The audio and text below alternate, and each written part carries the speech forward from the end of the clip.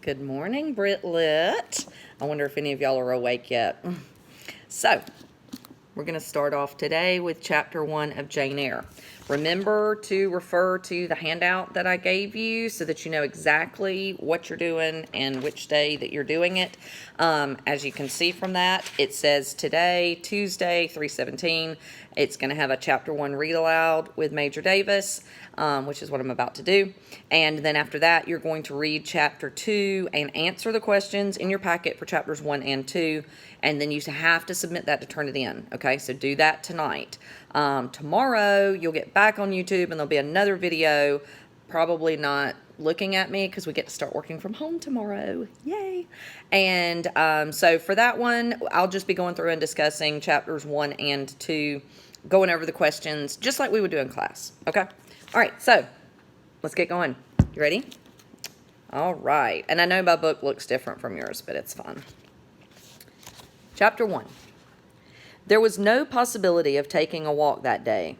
We had been wandering indeed in the leafless shrubbery an hour in the morning, but since dinner, Mrs. Reed, when there was no company, dined early, the cold winter wind had brought with it clouds so somber and a rain so penetrating that further outdoor exercise was now out of the question. I was glad of it. I never liked long walks, especially on chilly afternoons. Dreadful to me was the coming home in the raw twilight, with nipped fingers and toes, and a heart saddened by the chidings of Bessie, the nurse, and humbled by the consciousness of my physical inferiority to Eliza, John, and Georgiana Reed. The said Eliza, John, and Georgiana were now clustered round their mamma in the drawing-room. She lay reclined on the sofa by the fireside, and with her darlings about her, for the time neither quarreling nor crying, looked perfectly happy. Me she had dispensed from joining the group, saying she regretted to be under the necessity of keeping me at a distance, but that until she heard from Bessie, and could discover by her own observation that I was endeavoring in good earnest to acquire a more sociable and childlike disposition, a more attractive and sprightly manner, something lighter, franker, more natural as it were, she really must exclude me from privileges intended only for contented, happy little children. "What does Bessie say I have done?" I asked. "Jane, I don't like cavaliers or questioners. Besides, there is something truly forbidding in a child taking up her elders in that manner. Be seated somewhere, and until you can speak pleasantly, remain silent." A small breakfast room adjoined the drawing room. I slipped in there. It contained a bookcase. I soon possessed myself of a volume, taking care that it should be one stored with pictures. I mounted into the window seat. Gathering up my feet, I sat cross-legged like a Turk, and having drawn the red moreen curtain nearly close, I was shrined in double retirement. Folds of scarlet drapery shut in my view to the right hand. To the left were the clear panes of glass, protecting but not separating me from the drear November day. At intervals, while turning over the leaves of my book, I studied the aspect of that winter afternoon. Afar, it offered a pale blank of mist and cloud. Near, a scene of wet lawn and storm-beat shrub, with ceaseless rain sweeping away wildly before a long and lamentable blast. Okay, so stop right there for just a minute. You can already tell that our protagonist, Jane, is not very well liked and not very well treated by, the other members of her family. Her aunt, is the one that she lives with, and her aunt is the one who is, speaking kind of ugly to her. She has cousins, Eliza, John, and Georgiana, but they are very much favored, and Jane is very much not. She's very much treated, almost like a Cinderella character. And your first question in the packet asks about the archetypal orphan. So if you think of that, think about Harry Potter, think about Cinderella, think about all of these archetypes of an orphan who no longer has their original parents to care for them. And so very often they're being cared for by, in Cinderella's case, a step-parent, Harry Potter's case, an aunt and uncle. But even though those type of people are somewhat related and you would think they would treat them kindly, they actually don't. And usually there are other children, so that you almost see the juxtaposition of how unfairly the protagonist is treated. Like in Cinderella, her stepsisters are treated so nicely, and then she's treated terrible and has to work the whole time. In Harry Potter, same thing. What is Dudley Dursley is treated, super nicely, and then Harry has to sleep below the stairs. So this is a very common archetype that we're seeing play out here right at the beginning with Jane Eyre. Now, Bessie is her nurse. What that means is like a nanny. Okay, so Bessie's pretty much her nanny who takes care of all of the children.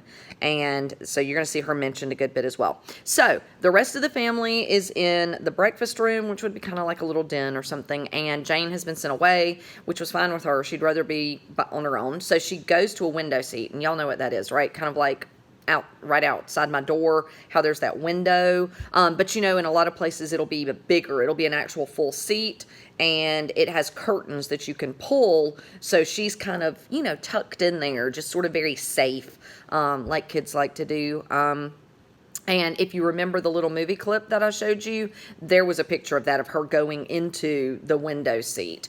So she's in there, and it's in November, and so it's very dreary and rainy and sort of gross outside, but she's sort of tucked in there with a book. Now, she's going to go on about the book for quite a few minutes, and so this part may sound a little bit confusing, but all she's doing is describing what she's looking at when she's looking through this book. And what I want you to think about is the fact that she's 10. And so what books would you expect a 10-year-old to go get?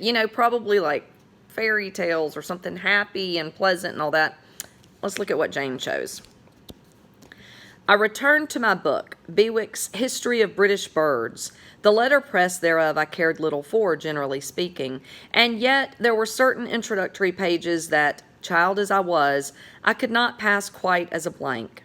They were those which treat of the haunts of seafowl, of the solitary rocks and promontories, by them only inhabited, of the coast of Norway, studded with isles from its southern extremity, the Lensness or the Naas to the North Cape, where the northern ocean in vast whirls boils round the naked melancholy isles of farthest Thule, and the Atlantic surge pours in among the stormy Hebrides. Nor could I pass unnoticed the suggestion of the bleak shores of Lapland, Siberia, Spitsbergen, Nova Zembla, Iceland, Greenland, with the vast sweep of the Arctic zone and those forlorn regions of dreary space, that reservoir of frost and snow, where firm fields of ice, the accumulation of centuries of winters, glazed in alpine heights above heights, surround the pole, and concentre the multiplied rigors of extreme cold. Of these death-white realms I formed an idea of my own, shadowy, like all the half-comprehended notions that float dim through children's brains, but strangely impressive. The words in these introductory pages connected themselves with the succeeding vignettes, and gave significance to the rock standing up alone in a sea of billow and spray, to the broken boat stranded on a desolate coast, to the cold and ghastly moon glancing through bars of cloud at a wreck just sinking. I cannot tell what sentiment haunted the quite solitary churchyard with its inscribed headstone, its gate, its 2 trees, its low horizon, girdled by a broken wall, and its newly risen crescent, attesting the hour of eventide. The 2 ships, becalmed on a torpid sea, I believed to be marine phantoms. The fiend pinning down the thief's pack behind him I passed over quickly. It was an object of terror. So was the black horned thing seated aloof on a rock, surveying a distant crowd surrounding a gallows. Each picture told a story, mysterious often to my undeveloped understanding and imperfect feelings, yet ever profoundly interesting as the tales Bessie sometimes narrated on a winter evening, when she chanced to be in good humor, and when, having brought her ironing table to the nursery hearth, she allowed us to sit about it. And while she got up Mrs. Reed's lace frills and crimped her nightcap borders, fed our eager attention with passages of love and adventure, taken from old fairy tales and older ballads, or, as at a later period I discovered, from the pages of Pamela and Henry, Earl of Moreland. Okay, so the book that she's chosen for the pictures, because she says she's not reading a whole lot about the words, although she does quote some of them. And it is History of British Birds which is a real book. And she's going through and describing the various pictures. So really try to picture what she's talking about. They sound very bleak. You have the broken boat on a desolate coast, a moon coming through the bars of a cloud, of a wreck just sinking, two ships on a sea, a fiend or like a demon pinning down a thief's pack. There was a black horned thing seated on a rock looking over a crowd around a gallows, like where somebody was going to be hanged. So, not what you'd expect your typical 10-year-old girl to go look for entertainment, right? But she says she's fascinated by these bleak images. She says she compares them to the tales that Bessie, the nanny, would sometimes tell them in the evenings at the nursery hearth. So kind of spooky stories, more the way fairy tales used to be before they were, all brought up by Disney, so they're all happy and all of that. The old real fairy tales are quite horrifying. And so she's attracted to this type of thing. So already we see Jane as an unusual child, which is part of what her aunt doesn't like about her. She wants her to be happy and cheerful and bright, and that's just not Jane. Okay? With Bewick on my knee, I was then happy at least in my way. I feared nothing but interruption, and that came too soon. The breakfast door opened. "Beau, Madam Mope!" cried the voice of John Reed. Then he paused. He found the room apparently empty. "Where the dickens is she?" he continued. "Lizzie, Georgie," calling to his sisters. "Joan is not here. Tell Mamma she has run out into the rain, bad animal."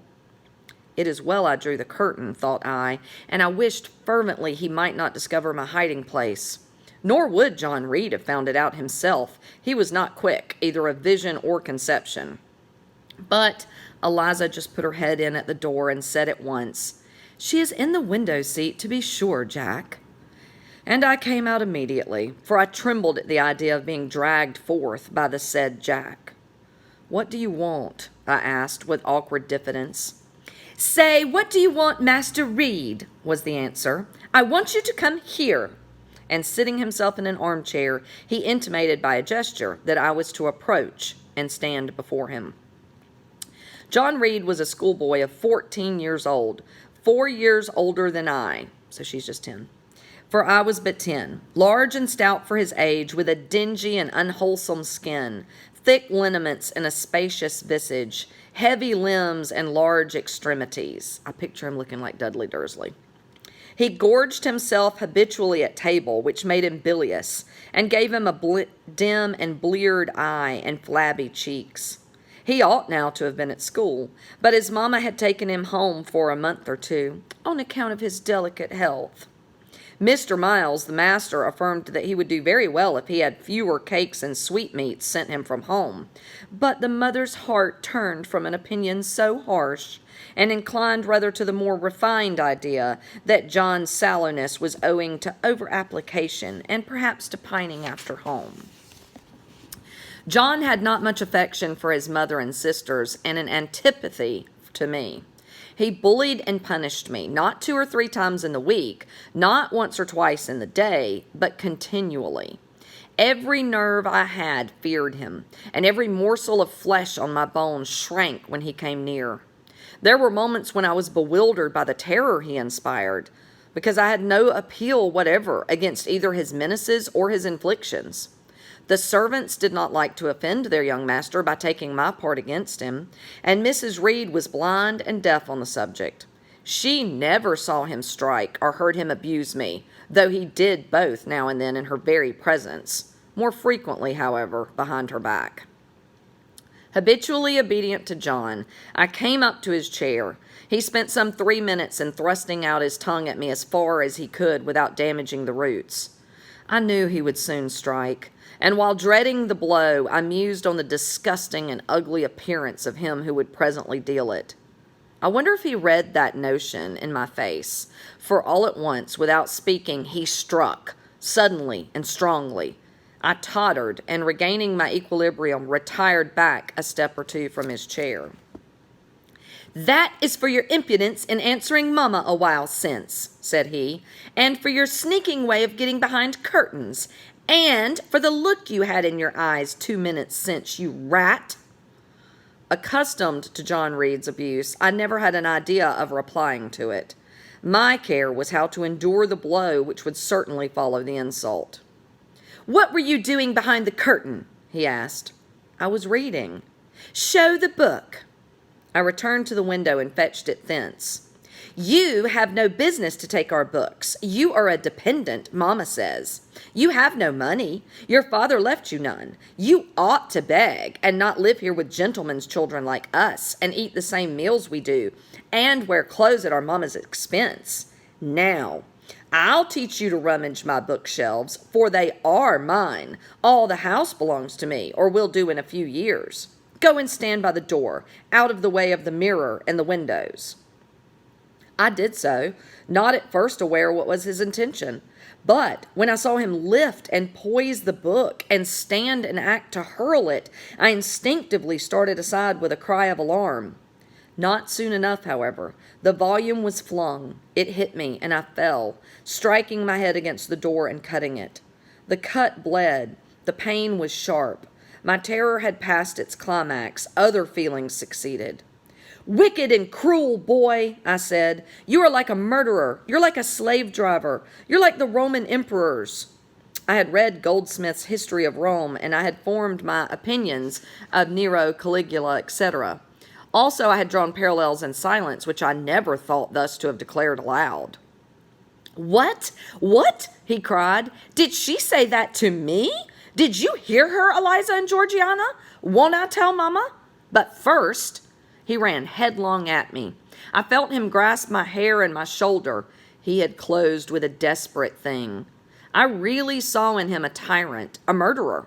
I felt a drop or two of blood from my head trickle down my neck, and was sensible of somewhat pungent suffering. These sensations for the time predominated over fear, and I received him in frantic sort. I don't very well know what I did with my hands, but he called me, "Rat, rat!" and bellowed out aloud. Aid was near him. Eliza and Georgiana had run for Mrs. Reed, who was gone upstairs. She now came upon the scene, followed by Bessie and her maid Abbott. We were parted. I heard the words, "Dear, dear, what a fury to fly at Master John! Did ever anybody see such a picture of passion?" Then Mrs. Reed subjoined, "Take her away to the Red Room, and lock her in there." 4 hands were immediately laid upon me, and I was borne upstairs. So, again, you can see how Jane is not treated very well. Her cousin John, the reason he says that the bookshelf belongs to him and everything soon will, his father is dead. That was Jane's actual uncle. And so, right now he's a child, so his mother is still caring for the estate. But as soon as he reaches, 18 or whatever, the age of adulthood, then he is going to inherit the estate. That's, just how it worked in England in that time period. So he calls her over, he throws the book at her and cuts her, and it's kind of like those movies like, Rocky or something like that. Like once they start bleeding, that's when our hero really gets ferocious. And so I think the reason that Jane decides to start the story here, because this is supposed to be written like a biography, an autobiography, although Jane is a fictional character. I think the reason she starts here when she's 10 is because this is the first time she's ever fought back. Before, she's always been very meek, she's been very mild, but she's just had it today, and she fights back. She's kicking and punching and biting, and of course, like any bully, as soon as she starts fighting back, he's screaming, for help and all of that. But notice when the maid, Abbott, so that's the lady's maid for Mrs. Reed, and Bessie, the nanny, come in there, they immediately take John's side. Because again, when he reaches the age of majority, he's going to be running the house. So if they want to keep a job, they're sucking up to him. And so Mrs. Reed, her aunt, John's mother, says to take her away to the Red Room, which sounds ominous, and lock her in. And so the chapter ends as she's being taken upstairs. So you're going to now go in and read chapter 2. And once you've read that one as well, then, just like it says on our sheet, you're going to answer the questions for chapters 1 and 2. Tomorrow, check back for another video, and I'll go over the correct answers, and we'll talk about the chapters. Okay? Bye, y'all.